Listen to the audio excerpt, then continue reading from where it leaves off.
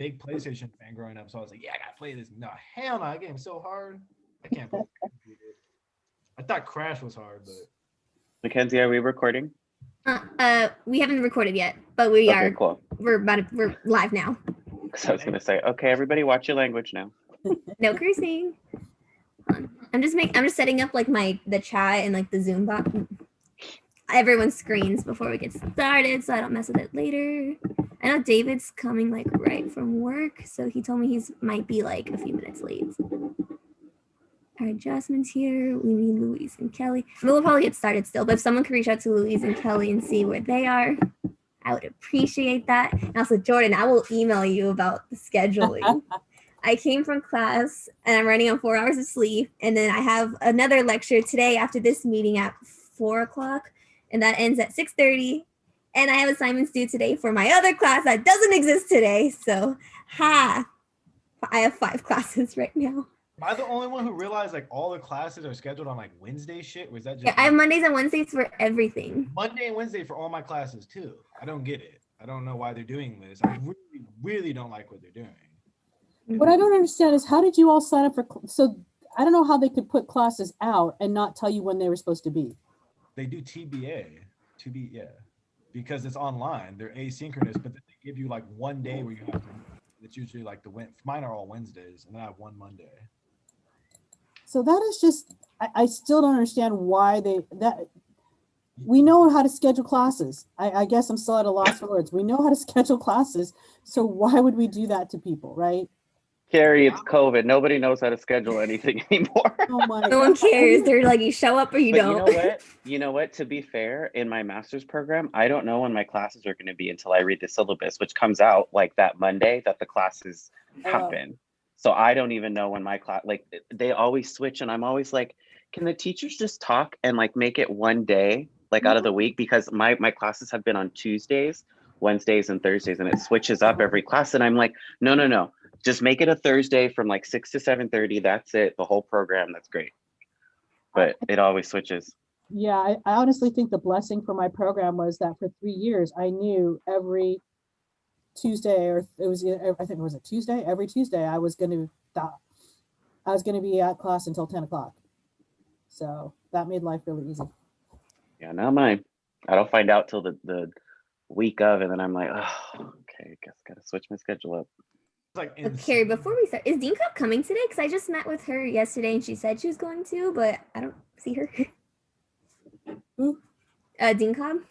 Oh, she would like to come. She's at a training and she'll be here around 12:30. So we don't have to wait for her. All right. And then I'll start hitting record so everyone can no cursing, and we'll get started. Let me just find the button. All right, I'd like to go ahead and call this meeting to order at 12:09 p.m. I will start off with a roll call. I am here. Chris? Here. Christina? Here. Louise? Is not here. Michael? Here? Yeah. Alex? Here. Jasmine? Here. Philly? Here. Kelly? Here. Emmanuel? Present. Kyle? Here. And David is running late. So now that we've established quorum, we can go ahead and move on to, before we proceed any further, I would like to acknowledge that we are conducting business on the native land of the Hahamanga tribe of the Tongva Nation and offer a moment of silence for those who came before us.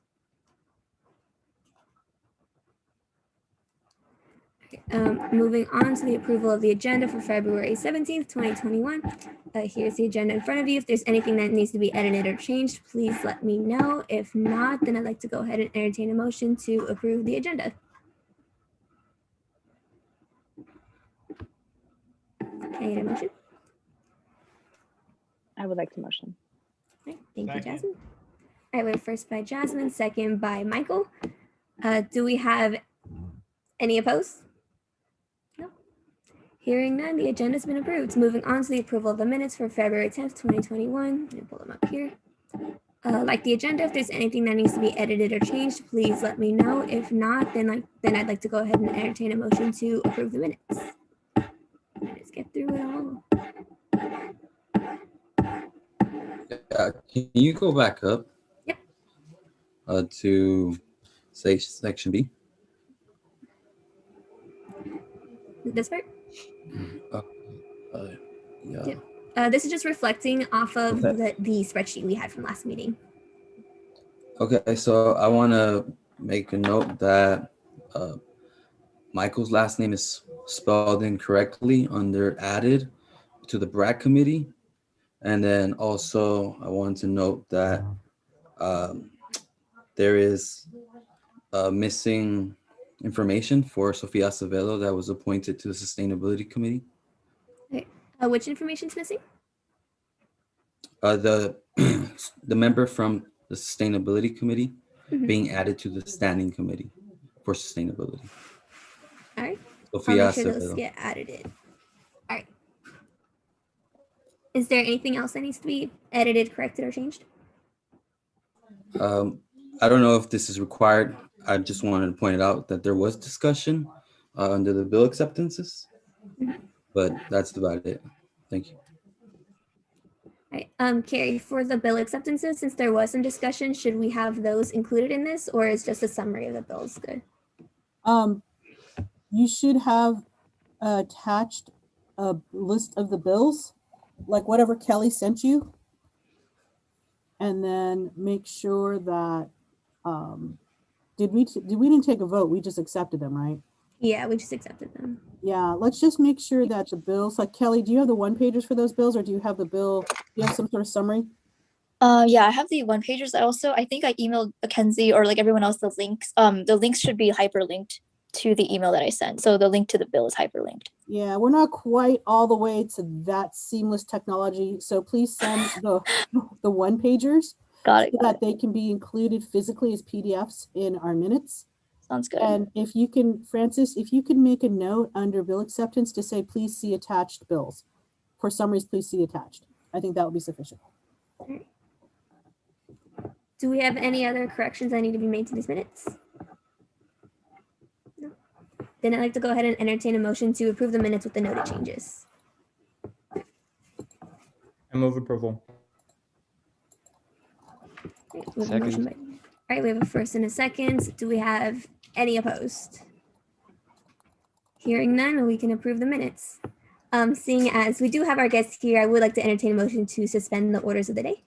I move to suspend the orders of the day. Second. All right, we have a first and a second. Do we have any opposed? No. All right, hearing none, we can go ahead and move on to our invited guests. And so, hello, Chen Lao. I'll go ahead and let David do the little introduction here for this. Hi, Trustee Chen Lao. Thank you so much for stopping by.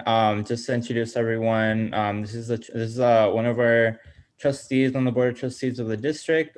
She's been a great advocate for students, and she's actually, in my recent history, one of the first trustees to take the initiative to come to us, and I really appreciate that.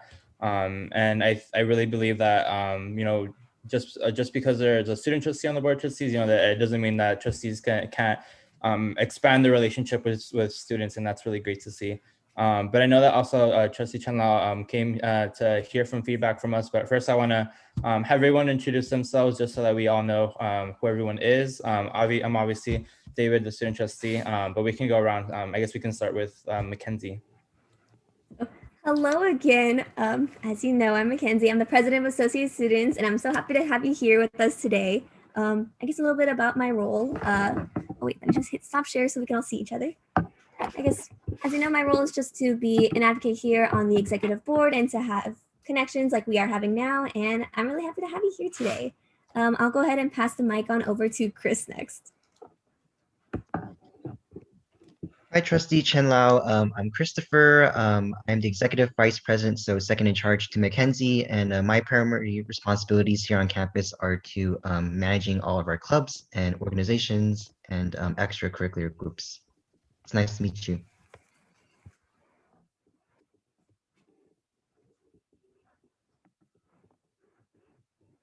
Who wants to go next? Hello, my name is Emmanuel Gomez. I'm the VP of Sustainability. Thank you for taking the initiative to come meet with us. Appreciate it.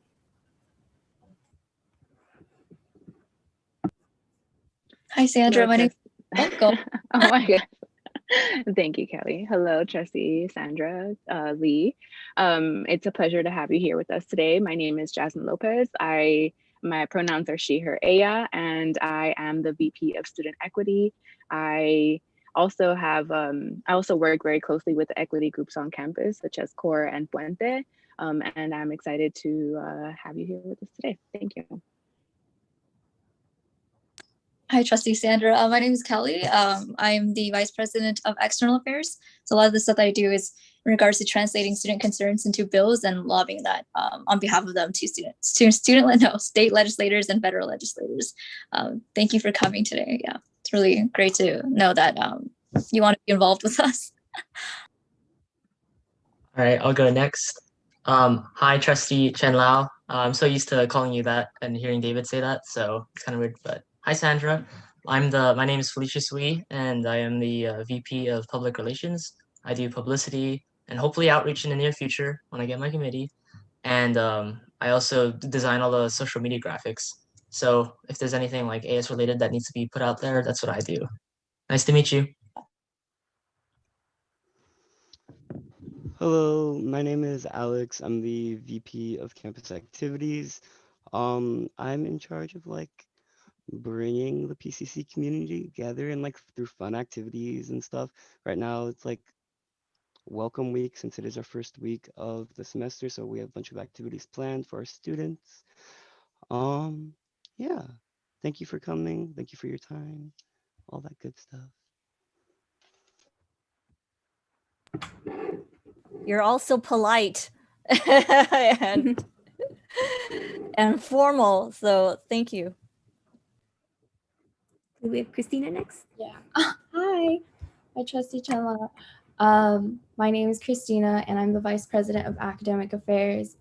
So in my role, I really try to increase the amount of opportunities for the students, as well as sitting on a lot of these committees to also provide a student's input and also hopefully be able to get close to our next Vice President of Instruction, and we could work together to promote as much student success as possible.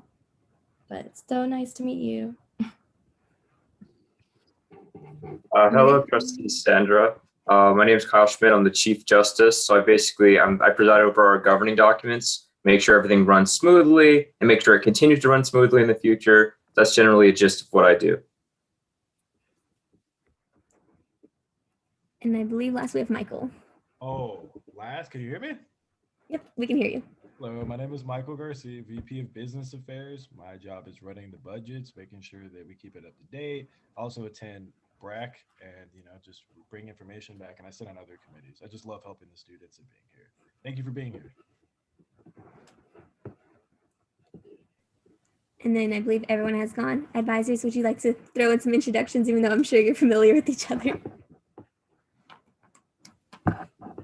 Hi, Trustee Chen Lao. It's nice to see you again. My name is Carrie Fuso. I'm the advisor for Student Life, and I advise student clubs and organizations and primarily advise associate students. Nice to see you.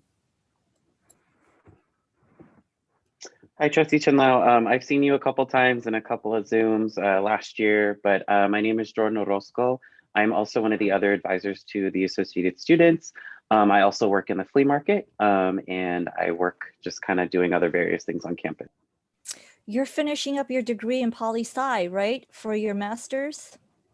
Oh, you kind of remember. That's awesome. No, I got my bachelor's in political science, and I'm in my master's now for community development at CSUN. Oh, terrific. Okay. And now that we've all gotten a chance to introduce ourselves, if you'd like to go ahead and introduce yourself to the group. Sure. Thank you so much, David. Certainly David and I, pre-COVID, we would be seatmates. So he would be sitting next to me. And it's always fun to have the student trustee next to you because you get to know what's happening with the student body. And I really appreciate that. And we hope that we will return to to where we can meet in person at some time. But the reason that I wanted to come and say hello and to check in with you all is because I feel that in many incidences, we talk about, policy of the college, budget, equity plans, facility plans, and all of that impacts students. And I feel that I wanted to be more engaged in getting a sense of how students are doing, just on the front lines, and you would be the best folks for me to hear that from. And just a brief little bit background about me is that I represent Area 1 of the district, which is La Cañada, West Pasadena, and Altadena. And I was elected in 2018, not too long ago. I've been in the higher education industry for over 20 years. I am now working with the Japanese American National Museum, but prior to that, I was at USC. But I also worked at UCLA, so we're okay there, and had some experience with Pacific Oaks College and Children's School here in Pasadena. But before all that, I was a community college graduate. So I went to Rio Hondo Community College, and it turns out that at that time, my debate teacher is now a faculty at PCC, Mark Whitworth, who is head of the Faculty Association. So you see, we all have these 2 degrees of separation. And my debate partner, when I was in Rio Hondo, just got elected to be a trustee for Long Beach City College. So I do hope that in the future, we'll see some of you in elected positions, whether it's local office or state office, or maybe even federal office. So I'm really looking forward to seeing your success as you continue with PCC and even beyond PCC. So, with that, I hope you can share with me, and I see this as an informal conversation, even though we're being recorded, is what impact, do you think COVID has had on you with your education experience, but also with your personal experience? And what is the sense that you're seeing from your fellow students, in terms of how they're learning, maybe how they're not learning? Those are just, some of the main themes that I would like to hear, but certainly, what you think it's appropriate to share, I would love to hear that as well.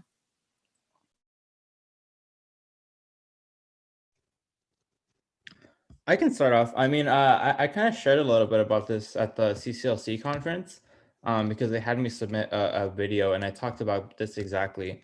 And I talked about how obviously I'm a working student. I just came from work. I'm wearing my Starbucks hat. And so right when pandemic hit, it took a big toll on me, I would say, honestly. And that's because, everyone's entire world had to change automatically. And that definitely impacted those essential workers that had to show up every single day in person, whether or not there was a pandemic. I even remember when there was like riots in LA and we were still open, and it was just a weird time. And needless to say, my academics were impacted from that. Right, like having to deal with all these different things leaves very, very, very little time to focus on school, because it's either focus on school or focus on work. And if I can't focus on work, then I just don't get paid. And so that was the bottom line for me. And so, as we kind of just adjust to everything, I mean, it's kind of sad, trying to have to get used to being in a pandemic and working through a pandemic. But I think what I'm most focused on is those students that don't have a job, right?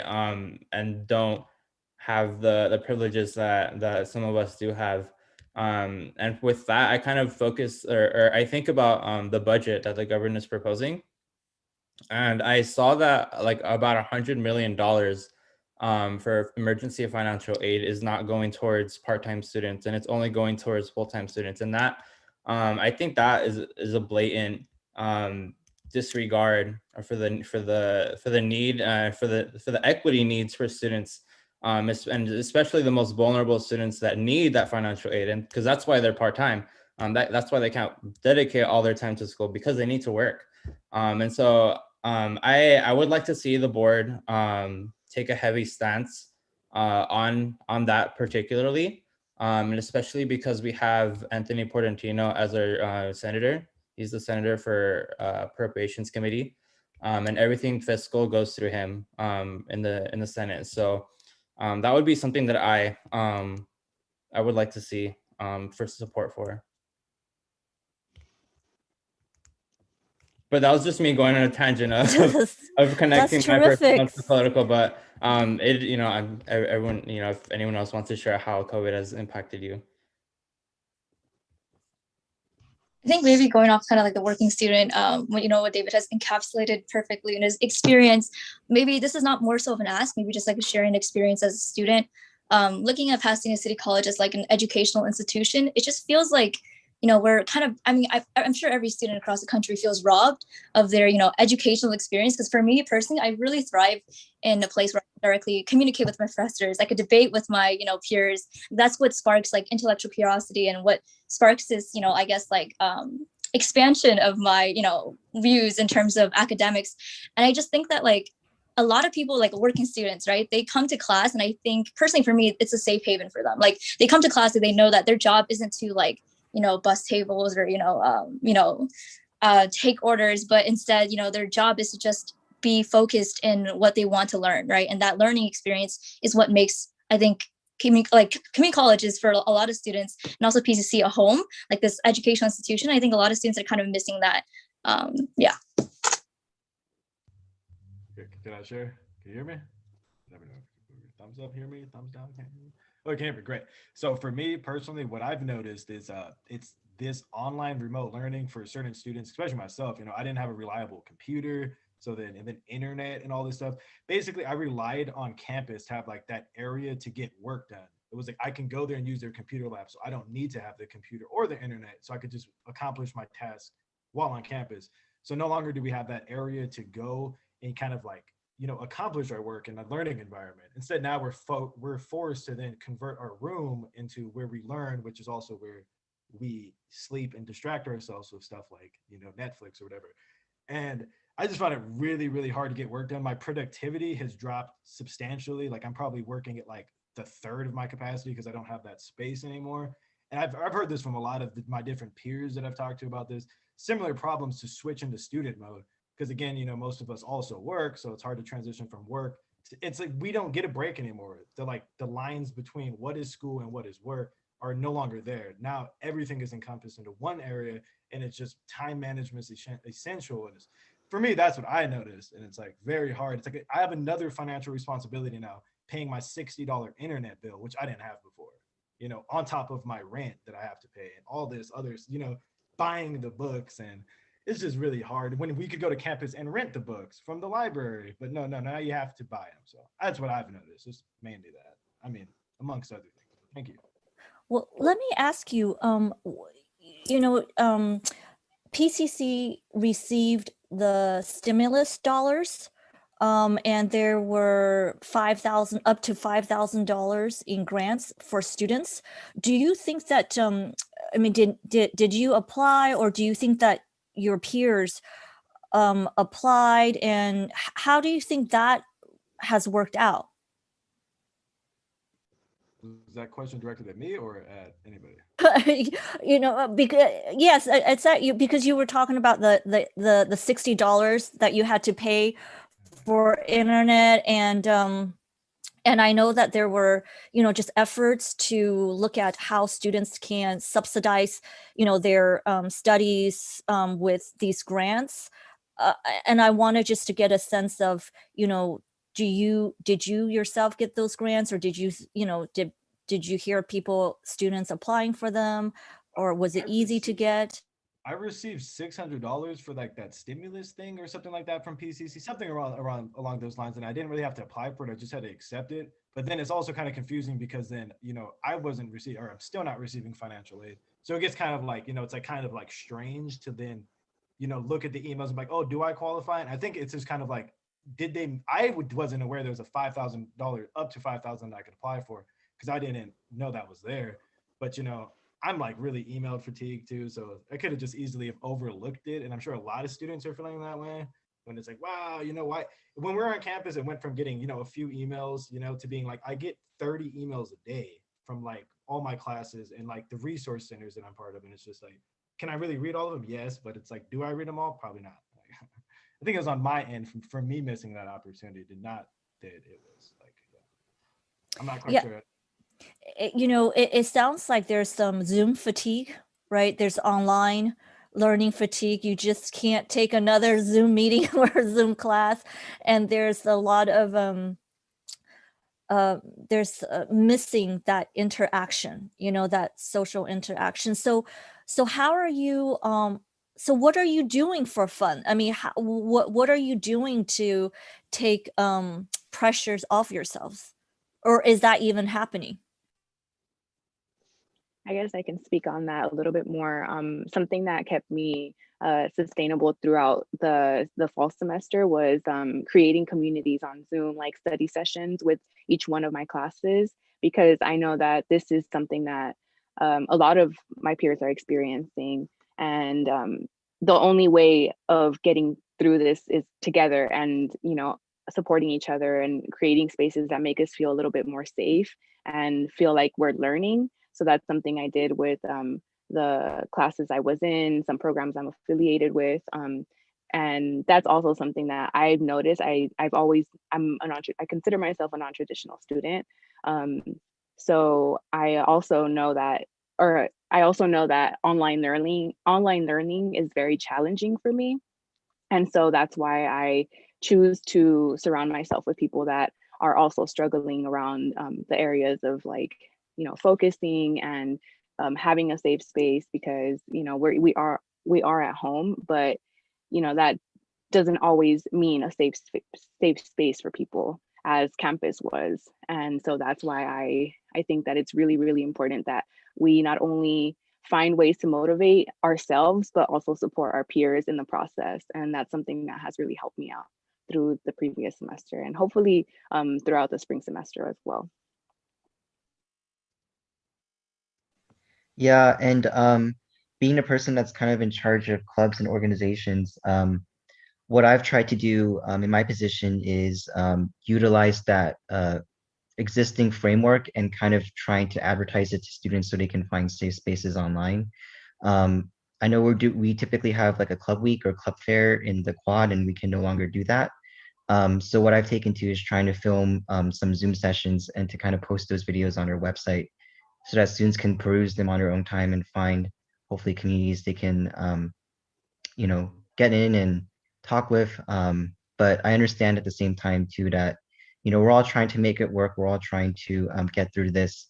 And I'm just kind of really honestly, as I was interviewing people for about their club, I was just so amazed about the passion and the will and the amount of responsibility that they have taken in running their clubs and managing their clubs. Like that's a lot of work on top of already having remote learning and all of these things that they have to deal with in their lives. And I mean, students, I think our students are really resilient and really want to reach out to other students. And they are doing that the best they can at the moment. Certainly, I'm a working parent, and you might have seen my son pop in and out at some of these meetings. And I know how hard it is to try to juggle it all, try to manage it all. I mean, something has to give in so many ways. And so, I heard that, trying to manage work and school, grades, expectations. I mean, there's just so much, and for you all, do you feel that grades are a priority even right now, or are you feeling that just getting through your classes, that's really the benchmark. Well, for me, I feel like my grades are important. The fact that my grades suffered last semester, I got like my first C, and it hurt me. You know what I mean? And I know I could have done better, but the fact of the matter is, I'm doing the best I can right now. I'm kicking in the survival mode. I would have we have to finish this. We're on a time frame where we're trying to get done and transfer, and we all need to meet our requirements. And I just feel like we're not getting good lectures. It's like I'm watching YouTube videos when why are we doing that when I just feel like the asynchronous classes are really hard for me, and everything's asynchronous. It's like, here's this recording that we did. Good luck figuring out the material. Come to my office hours, and it's like I'm struggling hard, but we're surviving, and it's about the grade for me, and it's about surviving through the course. It's about both of these matters. It's like a whole kind of it's entirety. Right, and I think the challenge is bridging that digital literacy divide, because students, on top of having to deal with the learning and the classes they have to take, they have to deal with another layer of, I have to know how to navigate Canvas. I have to navigate how to upload my assignments. I have to navigate how I can get in touch with my professor to have office hours. And I see that a lot. I mean, again, being a person that was kind of dealing with clubs for the past week, like 2 out of 5 people that I was trying to interview during Zoom for their clubs, like they had internet dropouts, and you had to restart the question that I was asking, or they had to kind of, come out, leave the meeting, come back to try and get a stable connection. So I can see that, like, I'm fortunate enough to know how to set up an internet, like a stable internet connection, and have good internet, but I know not everyone is in the same situation. So I really, I'm hurting for those that, are struggling in your classes because of this digital literacy divide. I think one of the really interesting scenarios with switching to online has been grades are still important. You still have to transfer, you still have to get good grades, or if you want to go into the workforce, they're still going to look at your grades. And then you have another layer on top of that is, are you learning anything? I think that's a big question, because even if you get an A, a B, or a C in a class, what does that mean? Maybe it means you did the assignments. Maybe it means you did well in the assignments. Does it mean you retained or learned the information that you were given? Does it mean the lectures were impactful? Does it mean the professor did a good job? These are questions which I really don't know if anyone can answer. It's really up to the student. And as they're juggling jobs, they're juggling family obligations, they're juggling life, it's really hard to make that learning a priority. It just becomes about the grade. And you've lost the whole integral part. Why are you taking the class in the first place? Which is, I'm trying to learn this. And I'm trying to go on to bigger and better things and use it as a catapult for my future. I feel like that's the point which is lost, especially going to online. No, I definitely hear you about the grades.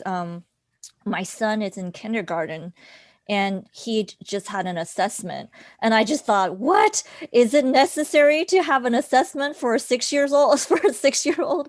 But I guess it was, for the school district. But I do think that learning is certainly key. And I think what's challenging now, what you're saying, is that how do you evaluate what somebody has learned, and so it may not be through, such traditional methods as a grade, I mean, it could be from something else too. But I think that's something that we are all kind of struggling with, is how do you gauge how someone learns and what they're learning, because all of us, we learn in such different ways, and how we retain that information is also so individualized, too. So Christina, did you have anything you wanted to add? I do. I just wanted to say that out of all my classes that I took, so I kind of took like very different ones. So when I transitioned to online learning, it was extremely difficult because I was taking like calculus, and obviously calculus online, because the professors also had to change. It was like through typing, or it was through like one of their programs, and then it was all through like typing, where I'm used to like whiteboard. So I know for me that was really difficult, and I saw a lot of my peers drop out of these classes because they had a lot of obligations, and it got harder. And I know that it's kind of hard because in those classes, I'm really grateful because I got great professors that really cared about us, like kept on messaging us on Canvas, seeing if we were right. But I remember my fall semester where I was just taking asynchronous classes because that was the only thing that worked for me. I honestly did not know what my professor's personality was. The only thing I could do was just put a face because of their profile picture. And I felt a disconnect. So for me, it didn't seem like I really wanted to go to class or do my assignments, because I know before I would really want to go to class because I really wanted to interact with my peers, interact with my professors. But like everyone said, grades are really important. But I know for me, I'm pretty sure everyone's mental health has taken a really big toll because it's definitely really hard. I know all of us have gone through internet issues. Like I've been kicked out of Zoom meetings because Spectrum Wi-Fi was not my friend. So I think it's extremely hard for a lot of students, and I know everyone cares about their grade right now. And I'm pretty sure a lot of people are feeling frustrated just because I feel like people think it's a lot more work, and it is. But that was just like my spiel. What do If I you may all think share, about? I'm sorry, go ahead. I wanted to Matt. just share Yes. some of my peers' experience as well as myself. Yeah, I think mandatory online instruction um, is the toughest thing, especially when you've avoided it. Online instruction while on campus, and like Michael said, we've been in survival mode. So having to deal with economic hardship. I personally lost 2 jobs on campus um, due to COVID, and I've the CARES Act. I have some friends, some of my peers on campus who, on the Lance report, it appears that they accepted the CARES fund, but they never received that money. So there's a bit of confusion with that, as well as some students were not able to be here this spring because of holds that led them to being dropped automatically. I believe it was last fall or coming into the winter. Um, Also, mental health. Um, Trying to socialize is what we all seek, and fortunately, it seems like many of us also can run to social media and uh, what we see, happening in our state, just our political state, and addressing issues of injustice in our communities has been triggering to some of our past experiences. I'm from Northwest Pasadena, and it doesn't stop. Um, and trying to adapt to that, trying to find positivity, you know, being able to take advantage of personal counseling, even external counseling such as behavioral therapy. It allows, for me at least, to try to ground myself, try to find some positive in all the negative stuff that is so revealing, and seeking sympathy from some of our uh, debt collectors. Trying to be able to pay phone bill, Wi-Fi, for those who don't have access to certain programs that distribute, hotspots. A lot of information isn't out there as it should be, and I think at least within this group and some of the other groups that I work with on campus, also taking time to just pause and before we even begin and checking in, making sure that everyone's okay, making sure that if there's any support that is required, kind of taking away that stigma, removing that stigma from being vulnerable, and actually seeking help. That support is there. Most people tend to feel, um, you know, similar due to COVID being an issue worldwide. So just finding that comfort within our friends has been helpful. But besides that, I think, we'll remain in survival mode and trying to adapt. So as long as, I think Christopher said, we can be resilient and be able to keep pushing forward just one day at a time. Emmanuel, that was that's very touching, very compelling, and very honest of you to share that. Sometimes I think that we hear a lot about being resilient, being resilient, being resilient. Also we need to allow ourselves to mourn, the loss that we have or have experienced, because you can be optimistic, at the same time. We also need to acknowledge, the hardships, that's been going on. And there's this whole industry of resilience. It's almost like, oh my gosh, if I don't just, go give my 100% every day, I'm not being the most productive. But we're in a pandemic and we're in the survival mode, and maybe it's okay not to be productive for a day or two, and to give yourself that self-care that you so eloquently spoke about. And so let me ask, what do you think PCC can do to support the wellness of its students and its community? Because several of you have brought up that you're in survival mode, so how can PCC help you through, or at least try to help you through, to get a bit more comfortable beyond survival mode? Oh, I'll go. So I wanted to focus a bit on the social interaction part of being able to have like a nice support network. And I've listening to everybody talk about their personal experiences. I've been trying to find the intersection between how you can affect change, Trustee Chen Lao, and also how our stories can help you with that.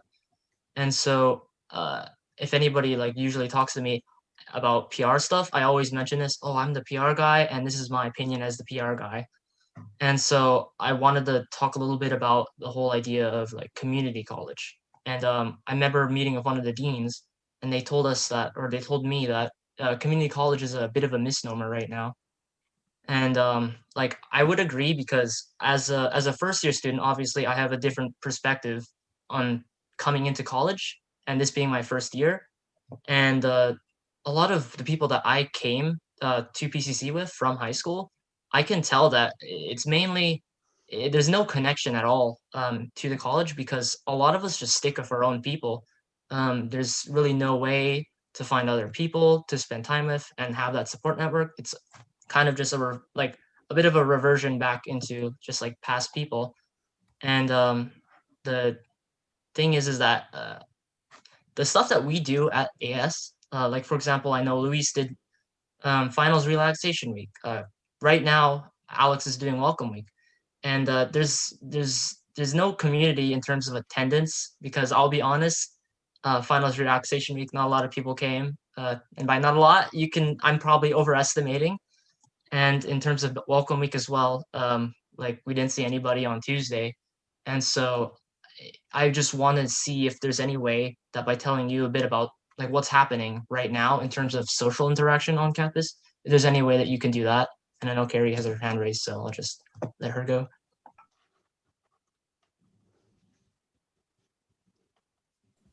Okay. I was just thinking, because I think what Philly was talking about too, I think one of our most popular events was probably our transfer event. And I think that was partially need driven by the students and partially interest, because we had several alumni who had transferred. And so I think folks, and that was probably the most interactive. Christina ran that one. We had well over 50 people. I had to leave early because it went on longer than an hour. And I think that was need driven. And I think as folks got there, I saw it happen. It was like popcorning, where the one person broke the ice and then someone else broke the ice, and then people were interacting and asking each other questions, helping each other out. So I think that was probably, one of those great serendipitous things. But I think what's so hard is, like you've mentioned, it's all about Zoom fatigue. And so it's really hard for folks. They're tired of this. And we can do fantastic things, but people are like, I know I'm in the same boat as all of you, to be able to have to sit down again and flip it on, right? And I'm just like, maybe not tonight. But part of what I'm able to observe, and I'm able to observe this group of students, this leadership group, which is probably, if this group is not going to make it with the support and the advantages that this group has, it's really hard to say what students who have no support, because they have 3 advisors they can go to if they have questions. We provide them with internet access. We provide them with stuff, right? So, and you all correct me if I'm wrong, but we just had this conversation. Students want structure. You're talking about you're asking us, how do we normalize a very abnormal experience? Most of us, God willing, will never experience this again, but this will probably be our life for another year until things vaccine wise or whatever, right? And even in the fall, when we come back, we're still going to be only at half capacity. There'll still be online courses. So the college is trying to normalize a very abnormal experience, but the college itself is not acting as a predictable parent or predictable server of students. I asked the students, it turns out folks are late to this meeting because this is the first week of class and people didn't find out because their classes all say to be determined. So that just adds stress to a student's life. I want to know, if we can schedule classes in person, why we cannot schedule these classes online, right? So for a student to have to not know when they have to show up, they're like, and most of them said, oh, they're asynchronous. Well, that really sucks, because now we're a correspondence school and we're not actually a teaching institution. And for those classes that do meet, their TBA. And so how, I want to ask, how is a student supposed to schedule work, family, and for these folks, extra co-curricular, where they're supposed to be leadership? So I think if you want to say, how do we take that stress and how do we help mental health for students, is that you understand you're a parent. The first thing you do with your child is you have structure, because your child will know exactly what's going to happen. I am just shocked that students don't know when their classes are going to be, so they don't know when to plan their schedule. And so that's one of the toughest things. And then we also talk about this whole thing about opening up the college. Well, part of opening up the college is for students, yes, to have that social interactive and have that place to interact. But you've heard so many of them say they want to be able to interact with faculty. So I guess the question to also ask is, are we holding faculty accountable for teaching synchronously, for hosting their office hours, right? So these are things that I hear from students that, just passing, oh, have you talked to your instructor? Oh no, they're never at office hours. Oh no, they never responded to any of my emails. So I think if we want to do anything to help alleviate the stress and to give mental health a boost, is that we develop and have an established system and schedule, because that is the thing that I just can't get my head around it. How are folks supposed to go to college and go to class when they don't know when it's supposed to happen? That's the biggest thing. That's just my soapbox.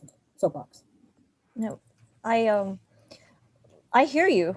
I mean, I certainly understand that structure is important, and at the same time, I want to know how has this been brought to the administration, or has this has been going on for 10 months, and so how has it been brought up to the chain? Because it shouldn't be, it shouldn't be that that we're hearing this over and over again, right? I mean, I think we heard some of this in the beginning. It's been, and there was certainly a transition because, people are transitioning to platforms.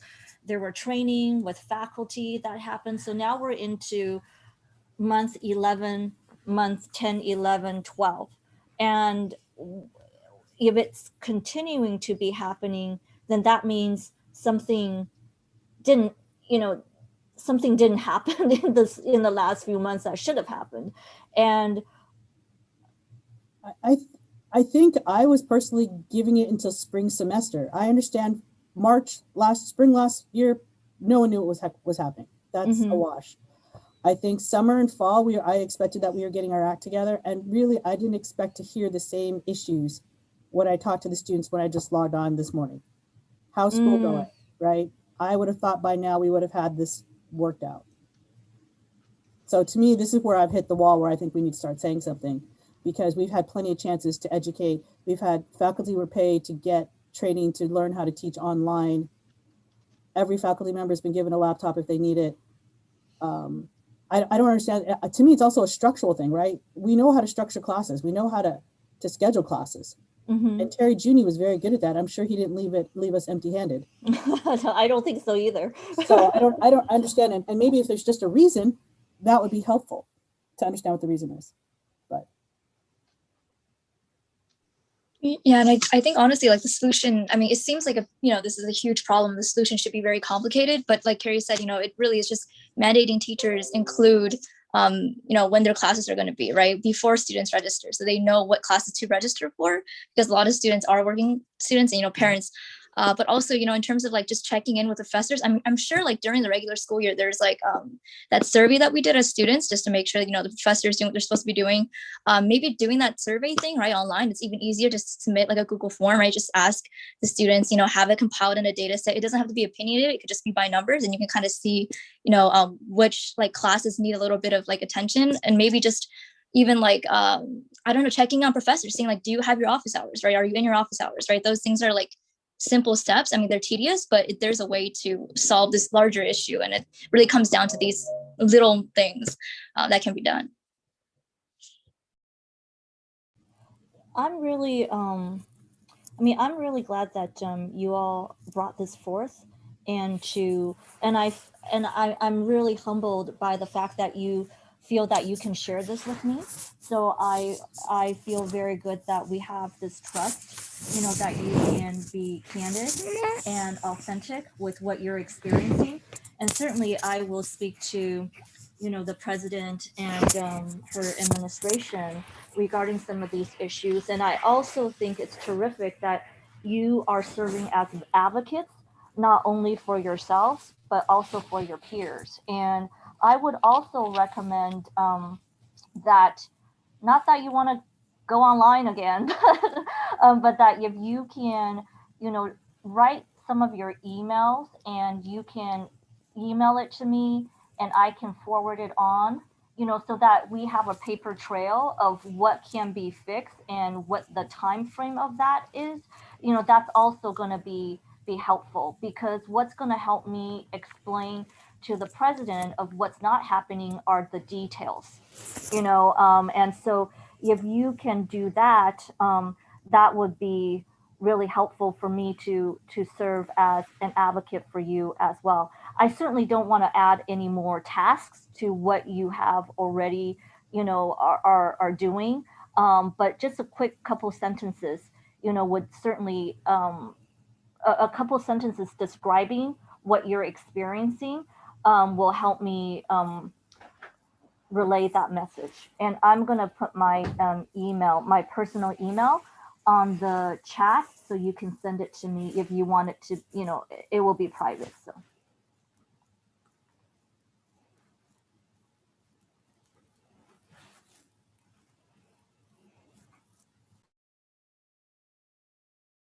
And then like Jordan has something. Just really quick, Trustee Chenlao. So hearing all of this, right, and being in contact with a couple of students, not just here, but, in other areas on campus, gosh, there's so much. I think these issues are indicative of a larger issue within our educational system in the United States, right, where education is more reactionary rather than preparatory. So we should have been prepared for this and we weren't. And so now what's happening is, I think our students are suffering the consequences of being a reactionary institution, rather than putting in barriers that would prep students at least to be prepared for this type of situation, right? I know for me, I'm tired of hearing students say that, they're surviving, right? We're all surviving, but they're surviving in the harshest of ways, right? And I'm tired for them, because they don't have any sort of tools to handle this, right? They're out there, but also students don't know where to find them, and they don't know where they're at.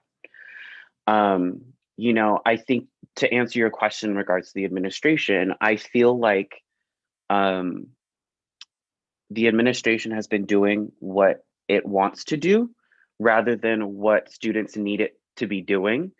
And I feel like somebody like me who's like, just a measly little hourly, right? I feel like I don't have any power or agency to change that, or to sort of, which is why I'm always telling students, please use your resources and tell those individuals, because as a person working at the institution, I don't have that much power to do it, but you as students do, because you're what we're here for, right? Like you're what we're serving. And I feel like it's also a larger issue in regards to access to resources, right? A lot of people are losing their jobs, especially like Emanuela had just said.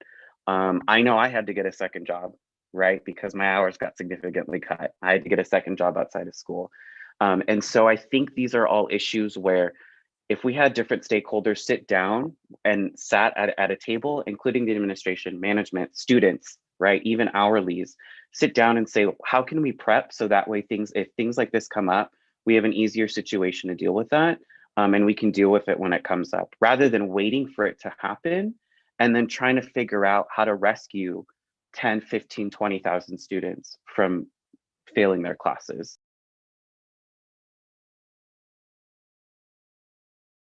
And then Kyle, you had your hand up.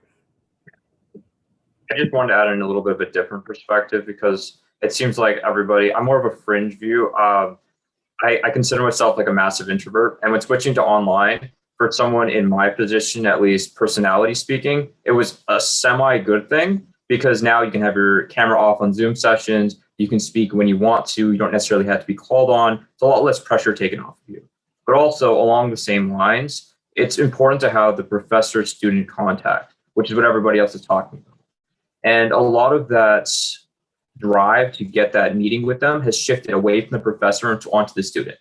However, while saying that, I've had more professor-student interaction after COVID hit than I did when I was on campus, because it's shifted to me now. Like, nobody will go to the office hours, so they'll always be empty. So I would end up spending an hour, hour and a half, 2 hours with the professor, talking through my concerns, going through any kind of issues I have in the class, and just talking about life. But students don't go to the office hours anymore. So it's less of a concern that I am now having more interaction with the professor, but it's a bigger issue that there aren't other students there who are coming. That I was the only one in their Zoom office hours, and that I was consistently the only one in their Zoom office hours. And that is a bigger issue, because that shouldn't be the case. There should have been students interrupting me, should have been them coming in, asking their questions, and that's really a massive concern. So I just want to echo what everybody else said, but also stress that a lot of the professors love students to come in their office hours. They will always advocate that you come in, you talk to them, and nobody comes. I don't know if it's a technological issue, it's a timing issue, or if students don't feel like they have the availability and access to go in to speak to the professor. But a lot of the professors, and every single one that I've had, has been consistently advocating for students to come to their office hours, and they really haven't had that many students take them up on that offer. So when they finally get a student who will, they're very enthusiastic. They want to talk with you. So I think that's something that's very important to note as we switched over to the online realm, is that there still want students to be there. It's just, how do we get them to come? You know, to someone's in the chat, to the point of having office hours, that President Indradana is having office hours, but it's intimidating for a student to do that kind of one-on-one. I get that. I mean, here's the president, and then there's the student, and you're like, what do I talk about? To the president. I would suggest maybe a few of you go to the office hour together, versus having the burden be on one person. I mean, in some ways, that's kind of how I feel about David being the student trustee. It's like he has to speak in some ways on behalf of the whole student body. And in some ways, that's a lot of pressure, for David, because there's so many wide range of views, and it really isn't sure he is the representative. But that's one of the reasons I reached out, was because I knew that it can't just be David. It has to be all of us. I mean, I need to get engaged. I need to be proactive. And so I do think that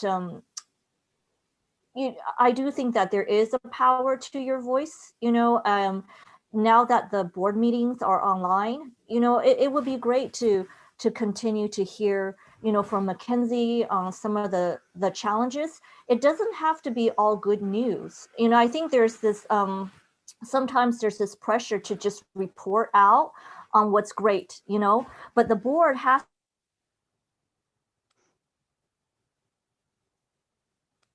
Oh, I think we're losing her. Oh, no.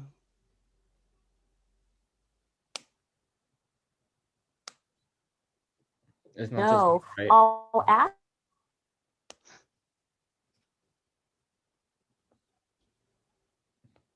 Wait, am I the only one looking at our frozen Chen Lao? No, I see No. her frozen too. Wouldn't be an AS meeting if we didn't have some sort of tech difficulty. Hi, Trustee Chen Lao. I don't know if you can hear us right now, but you're frozen. Oh, There we go. okay, there. Be back. Again. That's my own. So I'm in Pasadena. Speaking of Pasadena, and we upgraded our Wi-Fi.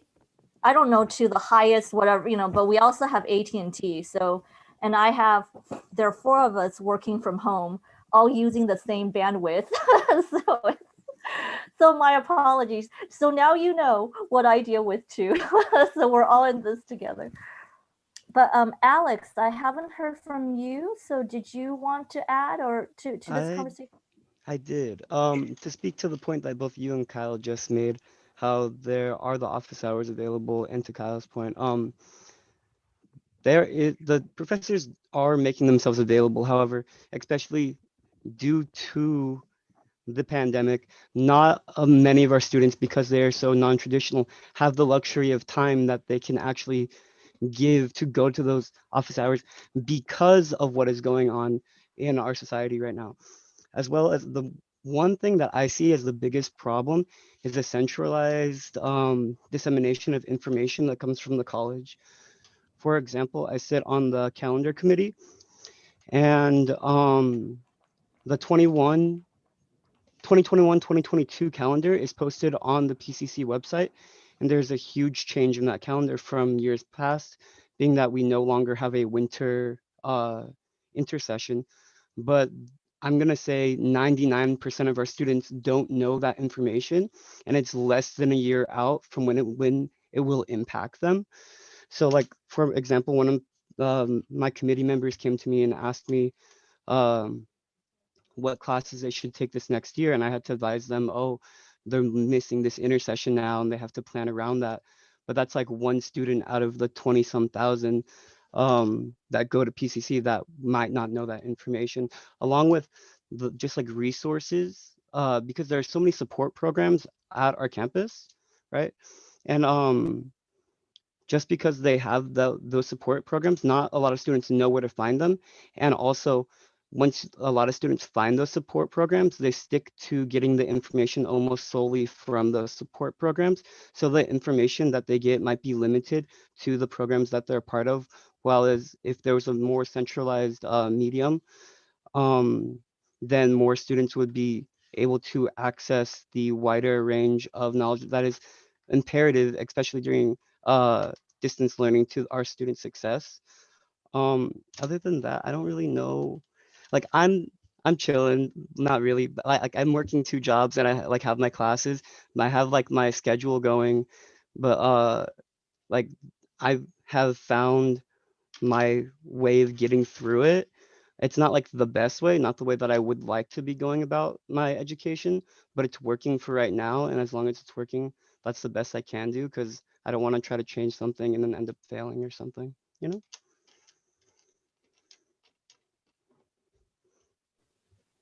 Chris, I think you've had your hand up for a long time. Oh, yeah, not to kind of, I guess, kind of go back if we're past this topic, but I also want to bring up and kind of restructure what reframe what Carrie was saying too about this consistent structure. Mhm. Is kind of merging that with what we talked about in grades. Like there's not really a consistent grading criteria or policy, I think, that's across the board with a lot of these online classes. And I think that's what's throwing so many students off, is that like for one class, they have to take care of a certain kind of assignment center. For another class, this is another issue too. They have to have their camera on and be like basically surveilled as they're taking a test. So it's a lot. It's not consistent across the board. I think that's also what's adding to a lot of student stress as well. Like, I mean, just having been in classes already, like even within the same department and the same course, I get very different experiences that I've heard of. Like for my class, I was lucky enough to not have to deal with those, surveil tests. And I just turn in assignments for another person's experience with a different professor. They had to do that. So I just don't feel like a lot of things right now are fair because there's no standard for grading. And I think that's what's adding to a lot of stress for students. Mhm.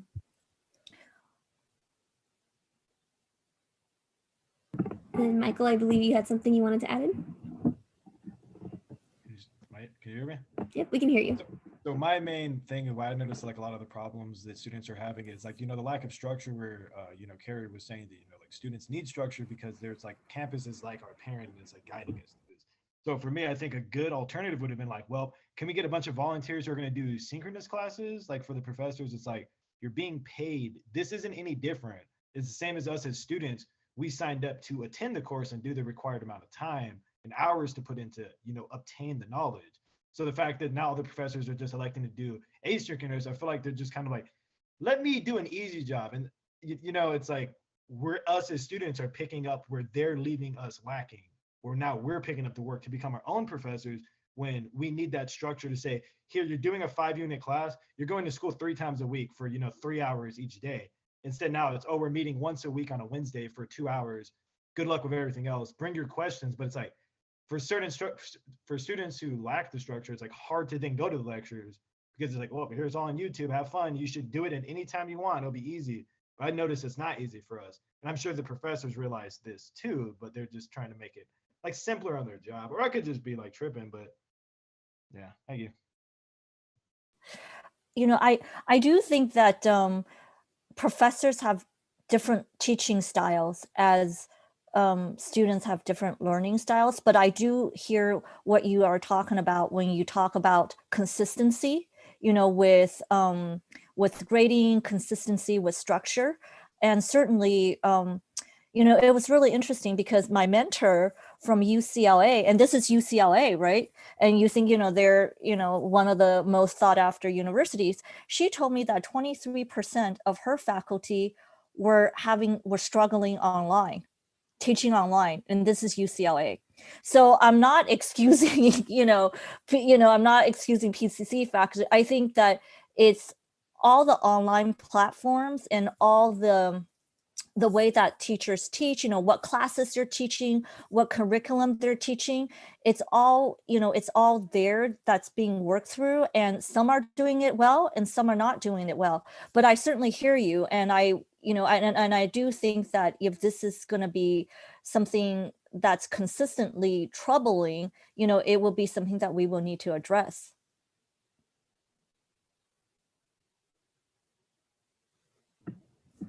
Yeah, thank you so much for having stayed on with us this long. Did you have anything else you want to? I know we've kept you on a bit longer than you were supposed to stay. Did you have anything else you wanted to ask us? No, I mean, I really appreciate, this opportunity to hear you. And I would propose that we do like maybe a check-in, a consistent check-in.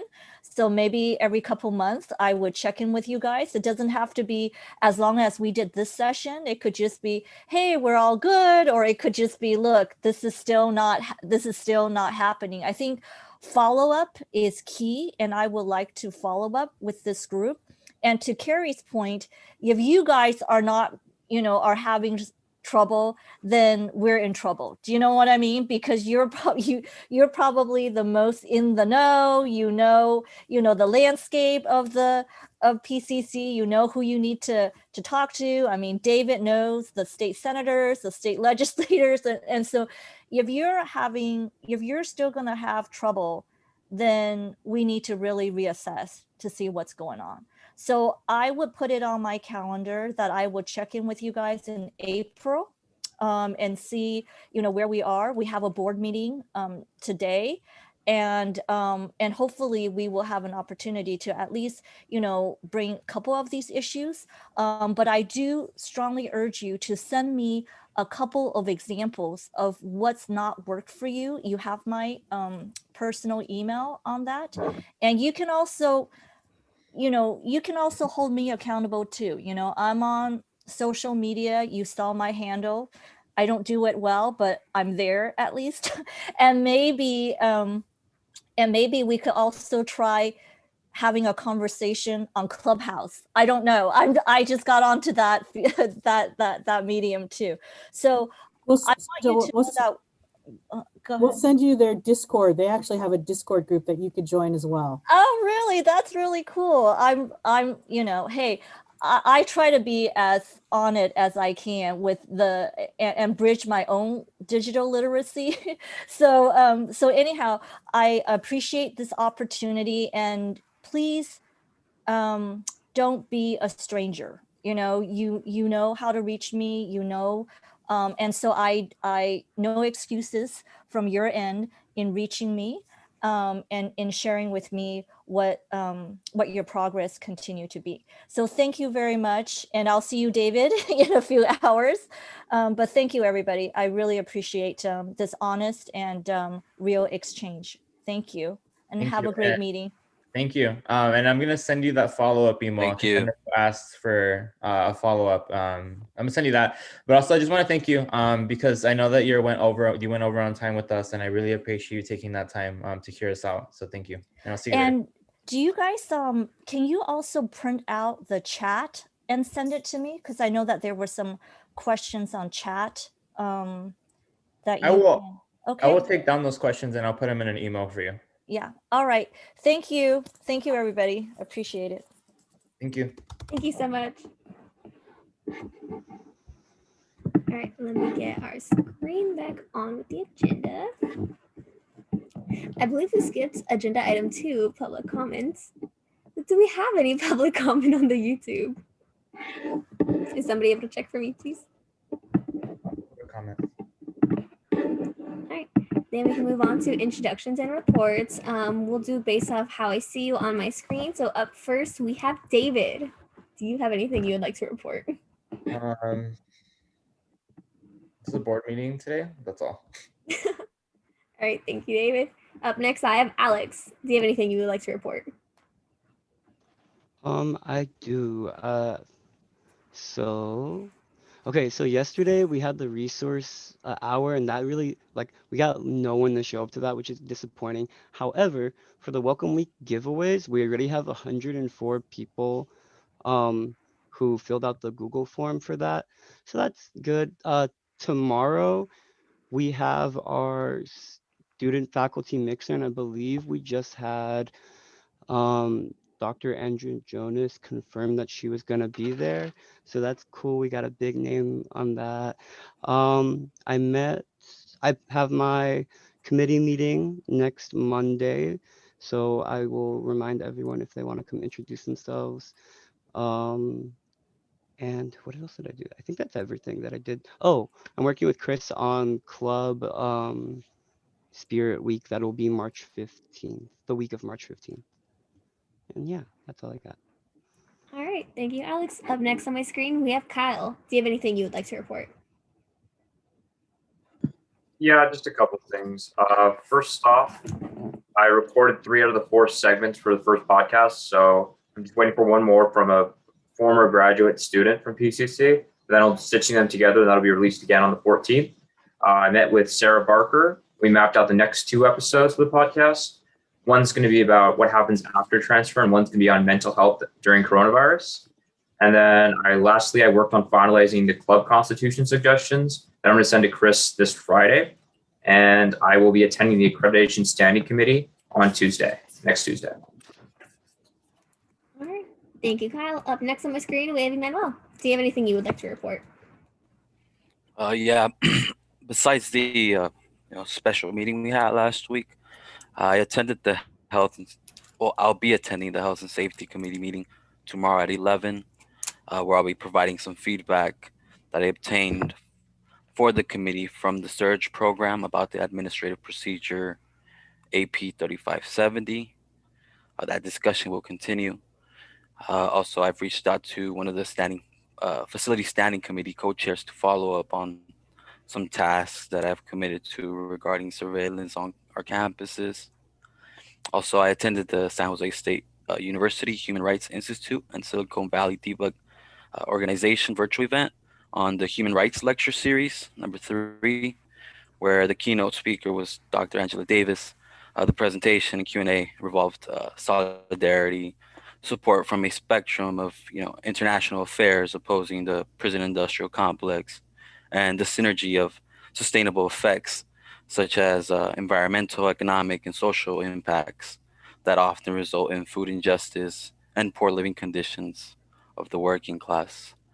For committee, just currently waiting on some quotes for reusable items on behalf of the Sustainability Committee before I can finalize a budget and an ARF for recommended approval.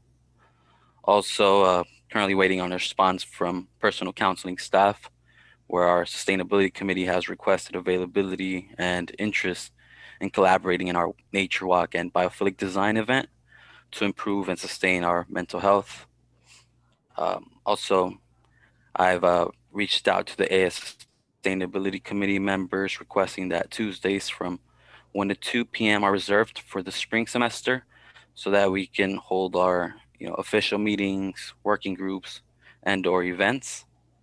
And we will be hosting our AS Sustainability Committee meetings bi-monthly. And the next meeting is being planned for Tuesday, March 2nd, 2021.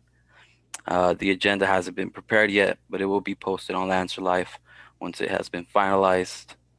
Also, I will inform you all if there are any unexpected changes that must be made. That's it. Thank All right. Thank you so much. Up next on my screen, we have Michael. Do you have anything you'd like to report? No report. All right. Thank you, Michael. Up next on my screen, we have Philly. Do you have anything you would like to report? Yes, of course, as always. So the first thing I would like to report is that I just emailed David Steinman last night, and we're in talks of getting the Office of Strategic Marketing and Communications in on the Discord action. He expressed a positive interest in it and using it. On Friday, I met with Nathan McIntyre, who advises the Courier.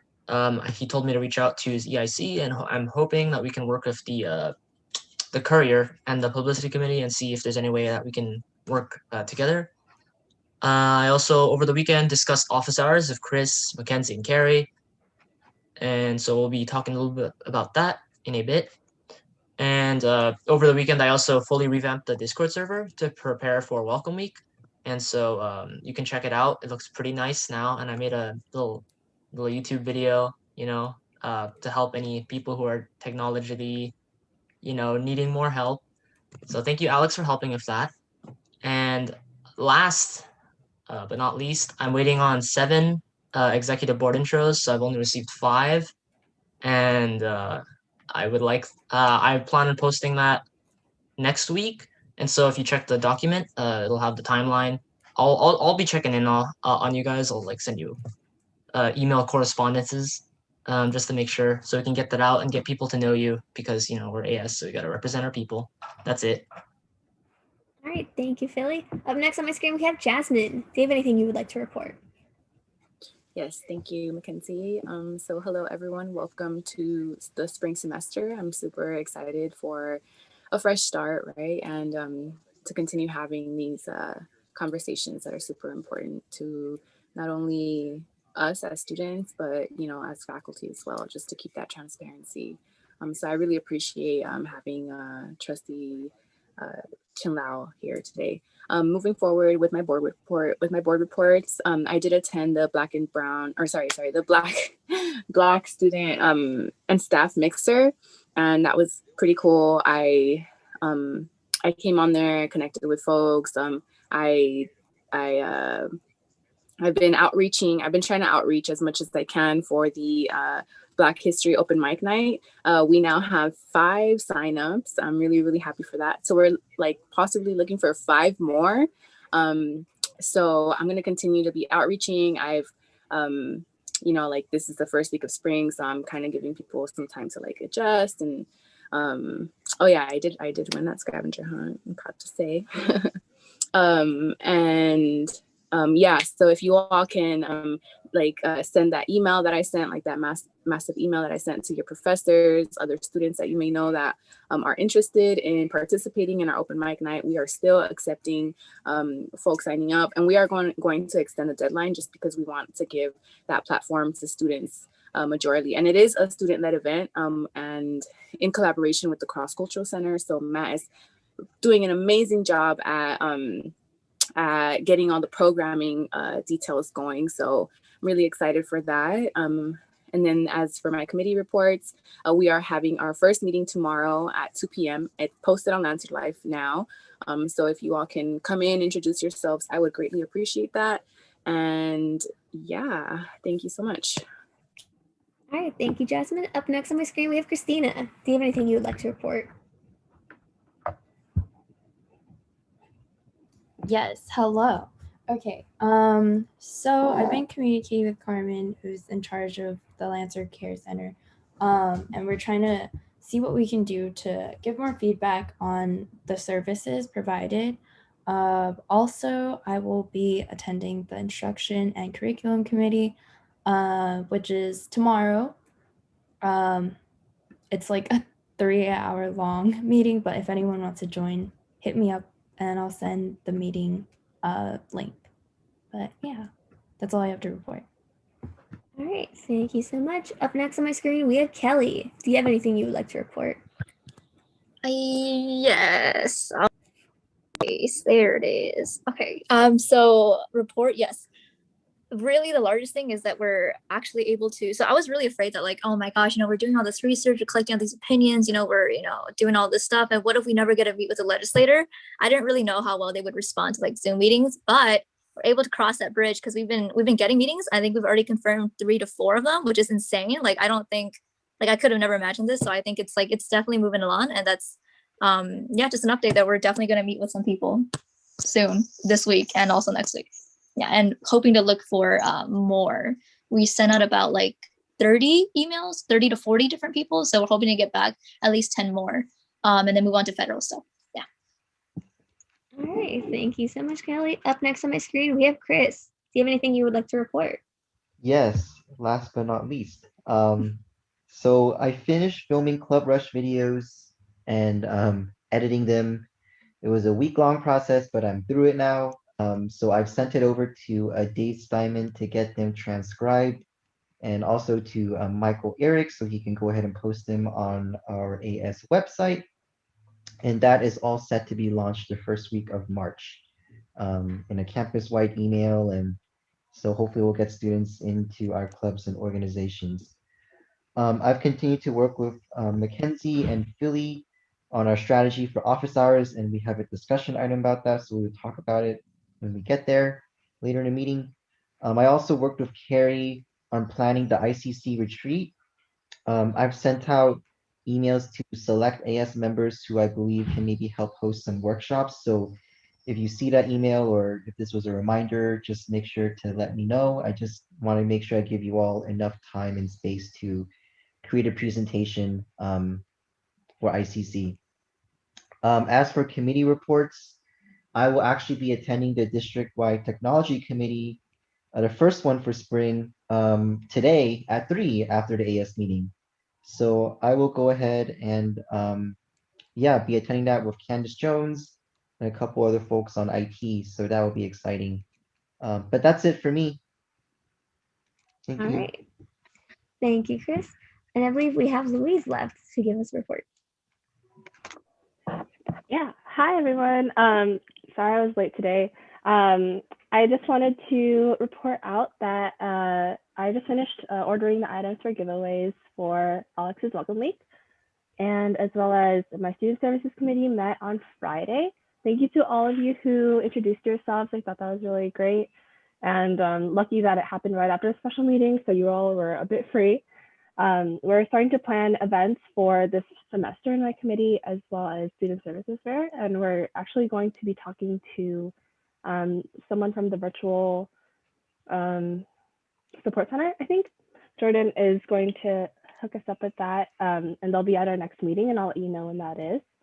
As well as I have a institutional effectiveness committee meeting this Friday. I forgot who's supposed to join me. It might be Kelly, but letting you know that's happening on Friday, as well as seeing Dr. Olivo on Monday. If anyone has anything for her, let us know, Mackenzie and David and I. And that's it. All right, thank you, Elise. Finally, for my own report, I'll keep this short. I met with Chris and Feely to discuss office hours and about the platforms we're going to use, and we'll discuss more about it when we get to that agenda item. I had my weekly check-in with Dean Cobb. It was nice being able to talk to her. We talked a little bit about flea market and just some other things that were going on. Like Louise mentioned, we will be meeting with Dr. Olivo next Monday. So if you have any questions or anything you want us to bring up, you can message any of us and just let us know, and we'll let her know.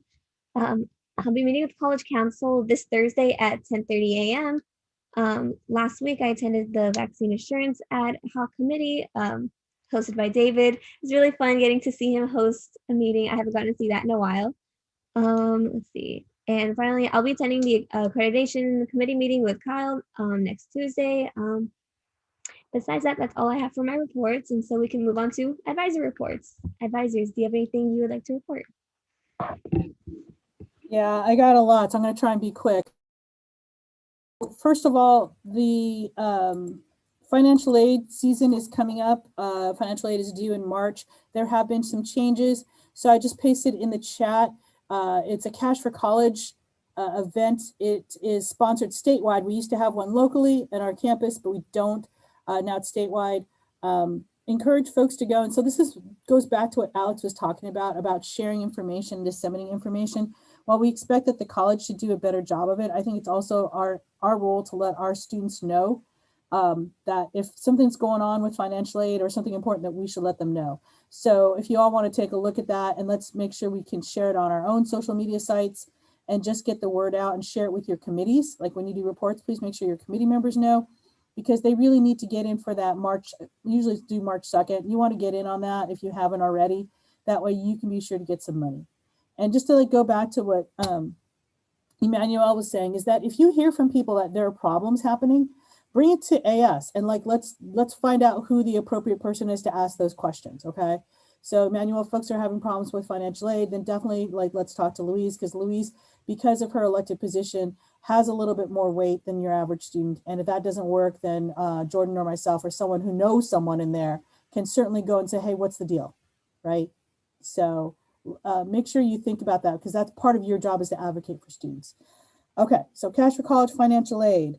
Scheduling, only so far, the only two people I've had who scheduled their committee meetings, I've only got one for sustainability and one for Alex, and three, I've got Kelly. So if I need to schedule, if I need to put you on my calendar for your committee meetings, you need to let me know ASAP. And also if we need to chat, because I do like chatting with y'all and getting to know what's going on and hearing what is happening and kind of dry running some of these things. So please make sure we get that and get it on my schedule, because right now my schedule is filling up fast. And so you may not be able to schedule the meeting the time that you want because one of the advisors is not present. And like I said, like Jordan said, he's working 2-3 jobs and going to school. So his hours are limited as well. So make sure if you are supposed to be working with him, you get an ASAP. Going also about Money Cares Act, we keep getting notifications as faculty and staff to remind students that because the new money for the CARES Act is coming, to remind your students to look on their financial aid, look at their Lancer Life profile, their Lancer, what is it? Lancer, I forget what you call it, the portal. Lancer Point, thank you. To make sure if anyone has that cash, that we get that and you're not leaving that sitting on the table. And also to let students know that it's not a scam. We had about, I don't know how many, they couple hundred students who left the money on the table, and we outreached. They called people, they sent letters. I don't know if they sent mail letters, David, but I do know I think they sent emails. But I think people may have thought it was a scam, because the first time I got my check from Fullerton, I'm like, this is a scam. I'm like, why is Fullerton giving me money? And so, yeah, it took a while before I figured it was safe to cash the check. So let folks know. Accreditation. It's good to hear that both Kyle and Mackenzie will be going to accreditation. The team will be quote unquote visiting March 8th through the 12th. They have sent out a reminder email and to let us know that any of us can be called upon to join a Zoom meeting. They're going to try and let us know as far in advance as possible. And I think they understand students are sometimes a harder person to nail down. But Alex and Kyle, I would be surprised if at that accreditation meeting next week that they don't actually nail you all down to be part of the interview. So just be prepared. They could call, Mackenzie could call an interview and say, hey, David, you got 45 minutes? Need to hop on the Zoom because they'll want to talk to you. Okay. It's really fun and they're really nice people and they want to know what's going on because they just simply want to make the college a better place. So please do agree to hand on to that. Transcripts and grades. Bum, bada, bum. So as you all know, you need to maintain a certain level of academic scholarship to be part of AS. I need you to send me your documents. So that means I need you to send me a transcript that shows me what your overall GPA is and what your grades were for last semester, as well as I need to see what classes you're enrolled in this semester. So how many units do you all need to be enrolled in? 9. 9, thank you. And if you're having problems with that, let me know. We can work on that. The earlier, and Jordan will say this to you all the time, he really believes in time management and planning, but also self-care. But the thing is this, if you don't tell us far enough in advance that you're having problems with your Wi-Fi, you're having problems with your computer, or you're just having problems dealing with life, if we don't know far enough in advance, we can't help you. So now let's get this year off started on a good footing. Let's get that ready to go. I just need the one, I don't need official ones. You can do it online, Kyle. And when you go onto your portal and it's got your transcript, just do PDF. I think they let you download it or PDFs and get those to me. You need to email those to me. Okay. 2 openings that you need to be aware of. One is that there is a soft opening for the Black Student Success Center. If you don't realize that Ujima occupies some offices upstairs, they've really outgrown that. There are 2 offices the size, think of it, my office and Lindsay's office, for basically 125 students. So now they will be in the old career, I think it's the old career center in the center of the L building. It will be a place with computers. There'll be help counselors. There'll be support for students. And it's the Black Student Success Center that is opening up. And once we're physically, it's soft opening because no one's on campus, but that will be a space for Black students. Also, the Lancer Pantry will be moving to R125A when we're actually physically back on campus. But it's good for you to know that these physical sites are actually moving and changing and they'll be around. So that's all on my long list of notes for you all. Last thing, good job to Alex and Louise and Emmanuel. I know it's kind of hard to conceive of a welcome event when we're not on campus. So keep your hopes up. You did a great job. No one came yesterday, but we've got the movie coming up and we've got other things coming up. So there's a lot of hope for that. And also it's really great that people have decided that they do want the free pack. So that's great. I think Dean Cobb has mentioned that the college is being very strict on who's coming to campus. So once that list closes off, it will probably be down to Dean Cobb and myself stuffing these packages. So that's it on that. Thank you all for working hard and doing a great job. Thank you all for being very honest and very concise. I think you all spoke really well and articulated the needs of students to Trustee Chen Lao. So thank you for doing that. And again, if you are running into issues, like I said, you are the ones with the most resources. Let me know. Let Dean Cobb know. Let Jordan know. Because if we don't know these things, we can't fix them. And if you are suffering from them, that means there's probably like 100 other students who have the same issue. So, let's get this thing worked out. Okay. Oh, last thing. Philly was really polite when he asked you to do your videos. I'm telling you, and I'm looking straight into the camera, do the video. It's your responsibility. Stop messing around. I hate taping myself as well. Get it done. Why is that important? Because your public deserves the right to see and know who you are. So no more goofing around. Get it done now. Okay? Thank you all. All right. Thank you, Carrie. Jordan, do you have anything you would like to report? Yeah, so try to be very quick. It's so good to see all of you. It's been a very, very long time. I haven't had access, as you all know, to my pasadena.edu address. So I cannot log into LancerPoint. I cannot edit websites. I cannot do a lot of things right now. So I put my personal email in there. So if you need me, please reach out to me that way. I will let you know when I get access to my pasadena.edu account. I want to echo what Carrie had said. So when we talk to a trustee and when we talk to very important people like administrators or managers on campus in regards to student concerns, right?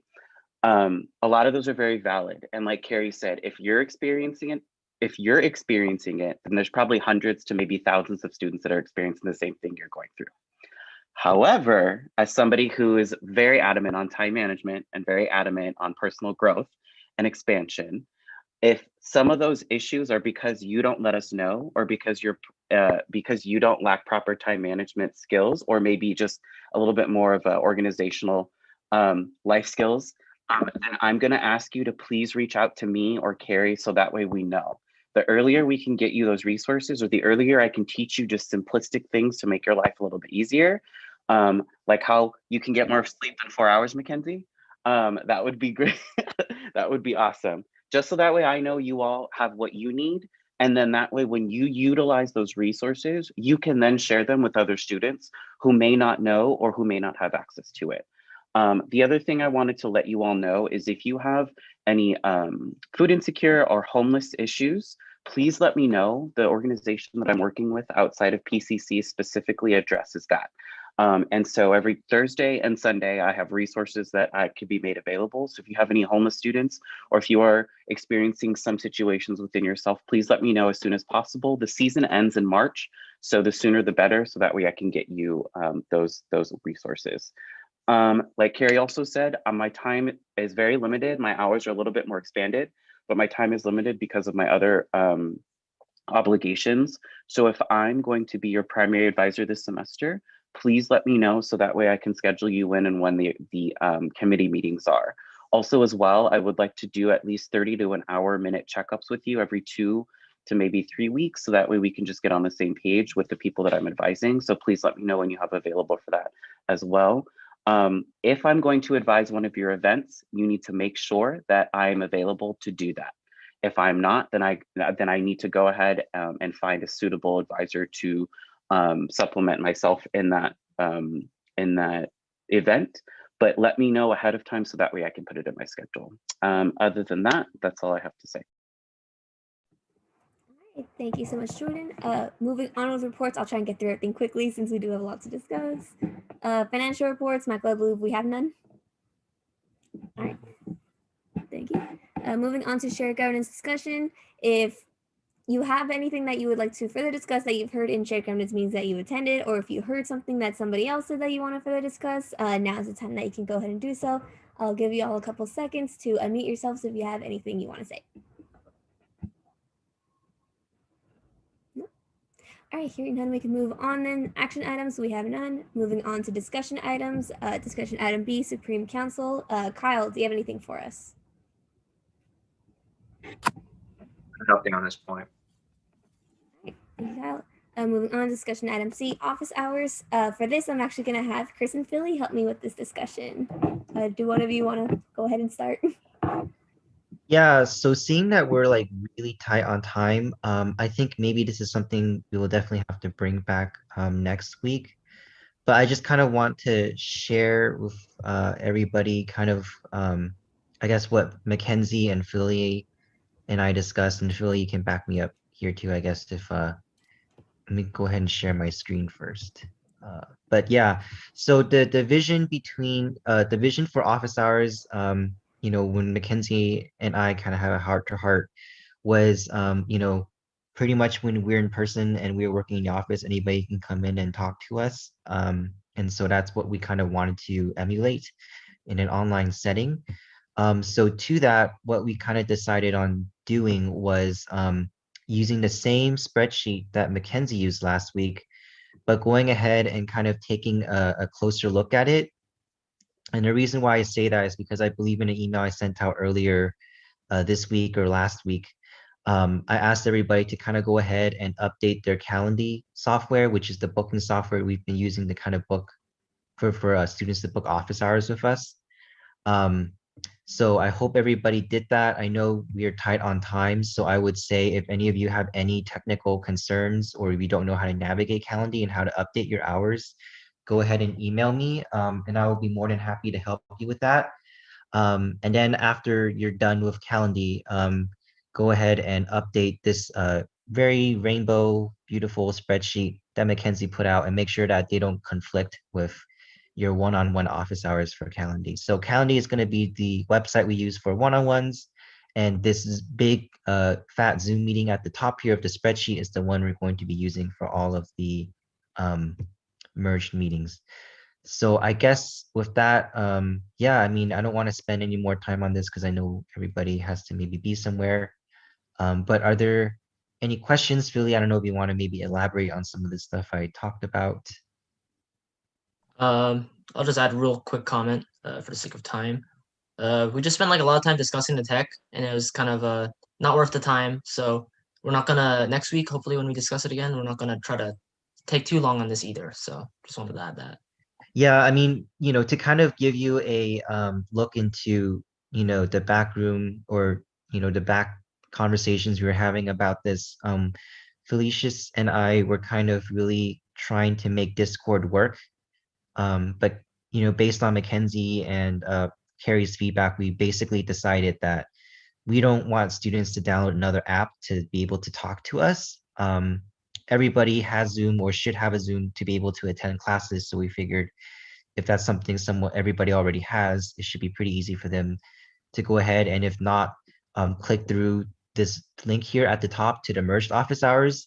In Calendly, if you book, it will automatically send that person a Zoom link to meet with you. So it's all through Zoom. It's all kind of on one unified platform, and it's easier that way. And yeah, I mean, that's pretty much it. I'm gonna kind of pause here if anyone wants to take a screenshot or if they want to take a look at this, but this is kind of the model of what your Calendly should look like as like a finished product when you're all done setting up your hours. You have a schedule out, obviously, but then you also have a pretty thorough description about your merged office hours. I put the link here for the CCC Confer. You can go ahead and grab that from the spreadsheet, but you would also notify the public here that you have merged office hours, and whenever those hours are, they can visit that link and hop into Zoom and talk to you. But yeah, that's pretty much it. I don't know if there are any questions or if anybody had any like really quick issues with navigating Calendly, I can answer that. I know they changed the interface up lately, so if anyone's confused, yeah.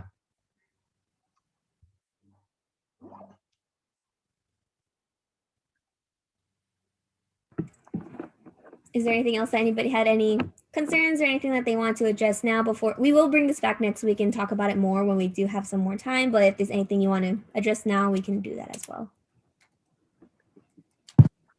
I thought Emmanuel brought up a good question in his email was, do the committee meetings that are campus wide count for those hours, or are they? Yeah, and kind of to that, I was gonna actually, that's a good point. All these questions that you all emailed me kind of in response to this assignment that I gave everybody. I mean, yeah, your committee assignments and your work for committees do count towards the hours you work for every week, but I think generally as AS members, we should be aiming for the lowest common denominator. Like if you have to do 10 hours, I think maybe, you would do 10 hours, but you wouldn't include the committee hours, right? Because I think students have a right, especially during these times, to meet with us and talk to us and have one-on-ones and have conversations, not just because we have to do 10 hours and we're going to do only 10 hours. I think we should go beyond that. But that's just me personally. I mean, that's just my thoughts. Oh, Carrie, you were asking if there is info on how to use it, and by it, are you meaning Calendly? No, Jordan, well, a couple things. Jordan just put Pronto in there, and so I was questioning if there was information on how to use that. But also to answer your question, yeah, your 10 hours does include, like if you do campus-wide committee work, it also qualifies for your committees that you're hosting and doing. The expectation is usually they're about an hour, and there's usually about an hour prep work. So that's 2 hours. The bare minimum I would expect you to be available to students in general is 2 hours, even though they're not like busting down your door, you still should be available for them. And generally, if you do another 2 hours for a college-wide committee, so that's 6 hours. So that still leaves 4 hours, you know, 2 hours. So 2 hours for this meeting, 2 hours for your own committee meetings, 2 hours for campus-wide, that's 6. That still leaves you 4. You all need to make yourself available and, you know, drop into club meetings, drop into, you know, things like that, and those count. But really just trying to be out there. And then we talk about how do we get the word out to more people? How are we circulating? You saw the impact that Sandra Chin Lau had by coming to your meeting, right? Imagine if you were to drop into club meetings or to classes, that kind of impact you would have. So use your time wisely.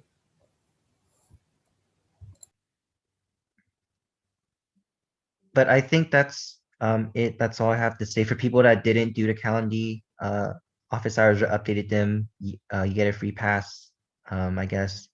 Not that I'm in charge of all of you, but you know, next week we'll be bringing it back and making sure we solidify the schedule so that Philly can translate the data that's on that spreadsheet into a flyer that we can start distributing to students. So yeah. And Chris, can you drop in? Remember you had those registration times. I'm just also thinking if folks want to make a point to talk to you outside of this meeting to get it set up, because Yeah, I actually, so not to call out anybody, but Jasmine went ahead and approached me about getting help with Calendly, and she actually used my Calendly to schedule an appointment with me. So, for anybody who's interested, I can go ahead and drop in the link in the chat so you can book me and then we can talk about it. But yeah, just make sure to do it sooner rather than later because clubs are starting up and they're starting to have questions. So I don't want them to, you know, conflict or take the time that you would rather have for me to help you out. So yeah, but you know, you can always email me. I can just do like email support. I know Calendly has their own help pages too. So, you know, that's just our lives now, right? Like just navigating all these interfaces and UIs and stuff to get stuff done. But yeah, just my door is always open for you all. So Hey, thank you so much, Chris. If anybody comes up with any pressing questions that can't wait until next week, you can always message Chris, you can message myself, or just let any of us know if there's anything that you wanted to address before. For the sake of time, I'm going to move on with the agenda unless anybody had a last minute question they want to throw in right now. Last second. Nope.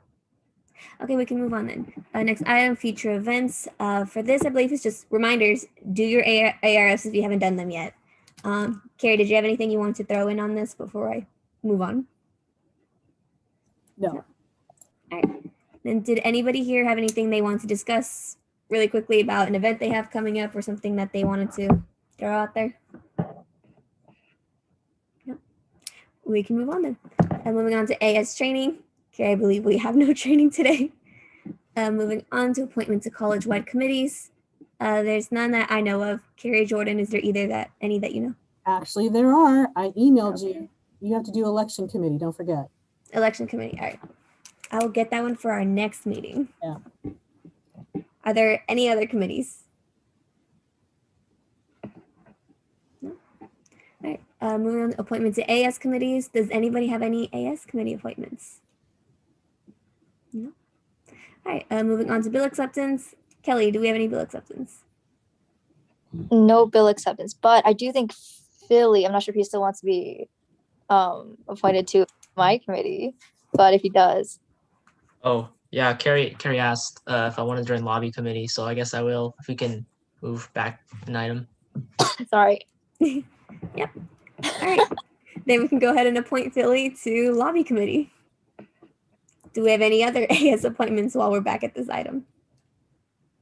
No. All right, then we can move back forward. So Kelly said no bill acceptance, right? Yep, nope, not for another few weeks. Yeah. All right. Moving on to approval of ICC funding. Chris, I believe there's none. no, but there will probably be some coming down the pipeline soon. I'll be electing my committee at my first ICC meeting. So All right, great. Moving on to public comment on non-agenda items. Can somebody check the YouTube to see if we have any public comment? You have no public comment. All right, we can move on to announcements then. Does anybody have any announcements? I do. Okay. So this week is Welcome Week, and we have 3 more events. Tonight we have a movie night that you can either watch on your own or join us on Discord. The movie is going to be Parasite. That's going to be at 6 p.m. Tomorrow at 4, we do have our faculty student mixer that'll be hosted on our Zoom. The Zoom details are on our Instagram, and I think that's the only place right now. And then on Friday night, we are having a game night. We're testing out a few new games that we think might be interesting because Among Us is kind of dying, and that's sad, but it's true. So we're trying out a few new games to see if student interest will be there for those games. Other than that, I don't have anything else. Does anybody else have any other announcements? Oh, yeah. Invite your committees to those events, please, so you can get some people in there and you can have some bonding sessions with your committee members, you know? Any other announcements? No? Hearing none, we can move on then. Our next meeting is going to be February 24th, 2021. Make sure you send me any agenda items by the 18th, 11:59, including supplemental items that may go with your item.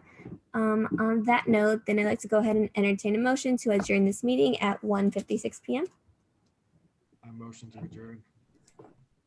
Do we have a second? All right, we have a first and a second. Do we have any opposed? Hearing none, we're adjourned. Thank you all for coming. Let me get us off the live.